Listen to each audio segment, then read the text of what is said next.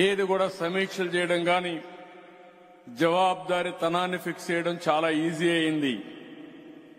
ఇప్పుడు మీరు చూశారు ఎంత కాంప్లికేషన్ ఉందో అడ్మినిస్ట్రేషన్ లో. పాత గవర్నమెంట్ చేసిన తప్పులన్నీ కరెక్ట్ చేయడానికి ఈరోజు నేను రెవెన్యూ సదస్సులు పెట్టే పరిస్థితికి వచ్చాం. అంటే భూములన్నీ కొట్టేసే పరిస్థితికి వచ్చారు. దొంగలు గాని టెక్నాలజీ చేతికొస్తే ఏం చేస్తారో అది ఒక ఉదాహరణ. మీకు అందరికీ భూ కబ్జాలు పెద్ద ఎత్తున జరిగాయి.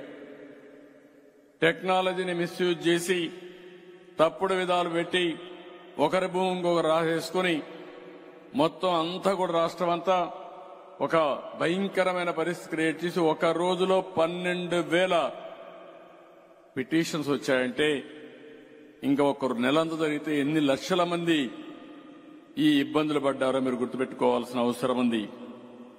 నేను ఎప్పుడు కూడా ఇంకొక పక్కన చూస్తే గడిచిన 5 సంవత్సరాల్లో పవర్ సెక్టర్ అంతా కూడా దెబ్బతినే పరిస్థితికి వచ్చింది. పీపీఏలు రద్దు చేశారు. కరెంటు వాడకుండా వాళ్ళకు డబ్బులు కట్టే పరిస్థితికి వచ్చారు. ఆ సమయంలో కరెంటు లేదు కాబట్టి 7 రూపాయలు 8 రూపాయలు పెట్టి ఓపెన్ మార్కెట్లో కొనే పరిస్థితికి వచ్చారు. పవర్ స్టేషన్స్ అన్ని సకాలానికి పూర్తి చేయకుండా దానివల్ల కరెంటు ఉత్పత్తి కాకుండా మళ్లీ ఎక్కడెక్కడో అప్పులు చేసే పరిస్థితికి వచ్చారు.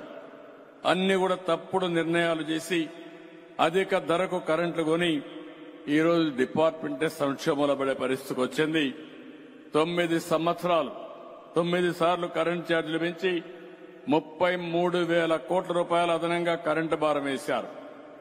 1,29,503 కోట్ల రూపాయలు డిపార్ట్మెంట్కి నష్టం వచ్చే పరిస్థితి వచ్చింది. నేను అందుకని ఇవన్నీ సమీక్ష చేస్తున్నా.